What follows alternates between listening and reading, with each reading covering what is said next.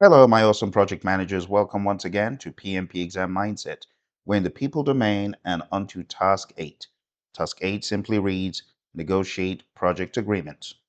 Chapter 8 of our book goes into what agreements is all about.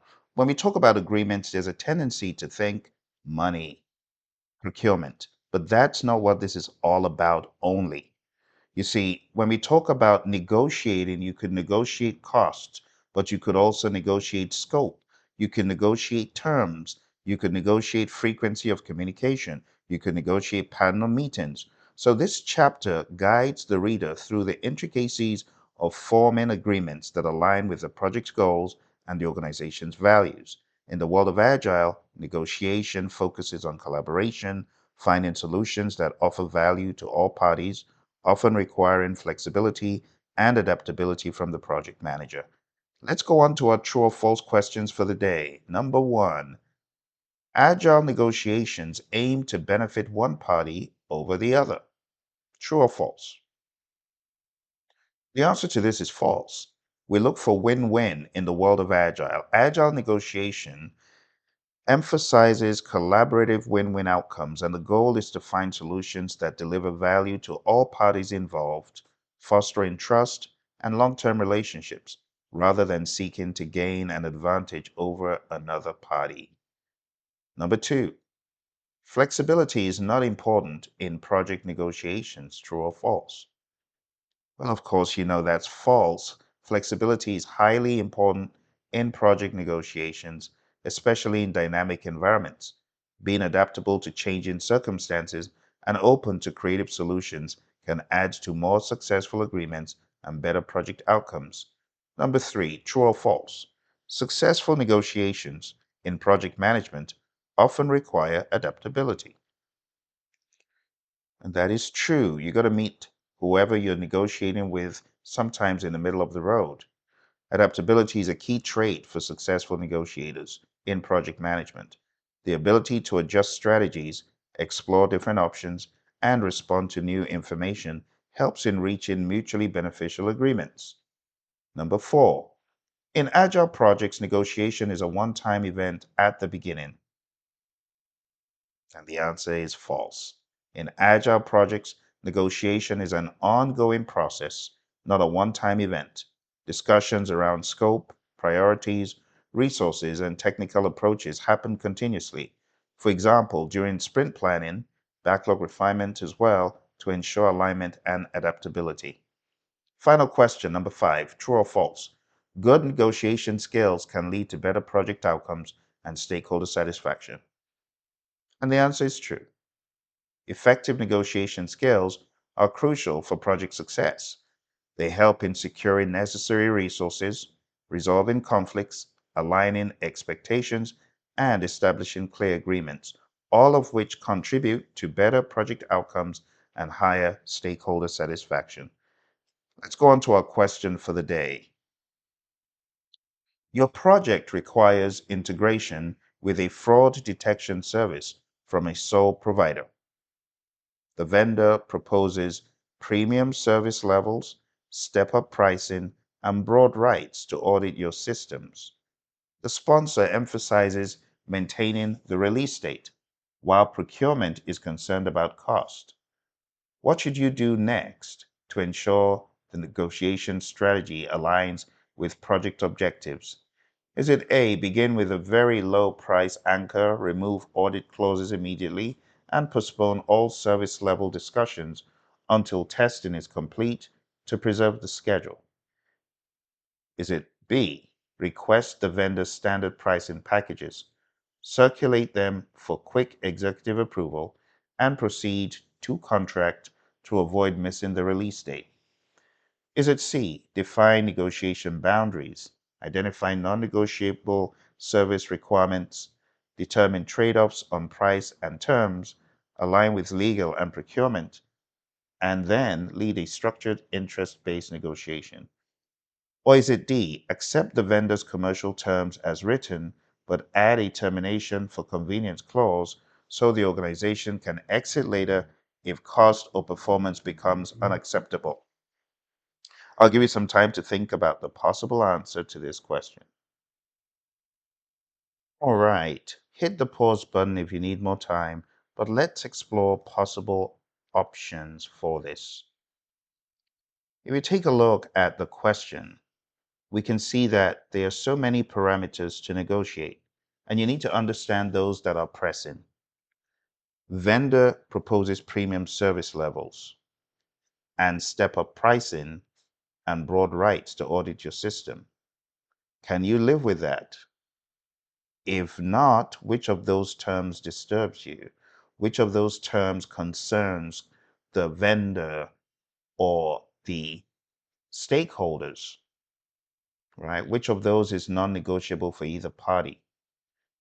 Then the sponsor is talking about maintaining the release date. That is important to the sponsor. You should consider that when you're negotiating. And it says procurement is concerned about costs. So you've got a procurement department that is cost conscious. You've got a sponsor who is date conscious. And you might have other stakeholders that are concerned with other things that are not explicitly mentioned here. So your best bet is not to begin with a very low price anchor.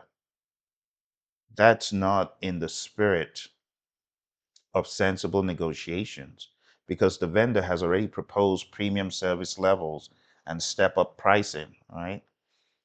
If you look at option B, request the vendor's standard pricing packages and circulate them for quick executive approval. You're doing things quick, but you're cutting corners and you might miss out on the things that are important to other stakeholders.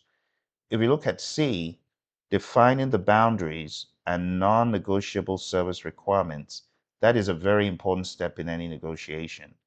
Also, when it comes to trade-offs, you have to understand what you can trade off and what you will not, where you are willing to budge and where you will not. And you also need to align with the other stakeholders, such as legal and procurement. See, if you look at D, accepting the vendor's commercial terms as written without any modification, that is not even in the spirit of good negotiation, and it's not the way to proceed. So the more thoughtful and careful way to proceed will be option C. Let's explore why. Effective negotiation starts with analyzing the bounds for the negotiation, agreeing priorities, aligning stakeholders, and using an intentional, a deliberate strategy that verifies project objectives will be met, not might be met, but you're absolutely certain that this will result in those project objectives being met. The other options defer essential protections or trade control for speed. A, going with the lowest price first in a negotiation could also generate bad blood in the grand scheme, right? Removing audit clauses and postponing all service level discussions, it could come across as being dismissive and disrespectful. And B, just going with standard pricing and trying to get straight into the money part without the negotiation of the soft aspects of the negotiation could end up backfiring. So when all is said and done, A, B, and D, just accepting the vendor's terms, those will not result in a favorable negotiation. As a project manager, always be ready to negotiate the boundaries, to talk about the boundaries of the negotiation, to identify things that are negotiable and things that are not negotiable, to also identify what is your best alternative. If option A doesn't work, what else would you look for? All right. So the answer to that is C. All right, my friends, let's take a look at the PMP exam content outline for negotiate project agreements. You have a number of things the PMI is advocating that you do. And the very first one is you got to negotiate the bounds for the negotiation, the boundaries. What will we accept? What will we not accept? What is outside the realm of this negotiation? And again, it doesn't have to be money. It could be negotiating anything. The second one is assess priorities. What is top priority for you and determine what is your ultimate objective. Coming into a negotiation without these means it just becomes a toss up and you get thrown around. You don't want that to be the case. So you got to come in with intention. Participate in agreement negotiations. Don't just take the standard. If there needs to be some customization of features or aspects, then by all means ensure that does happen.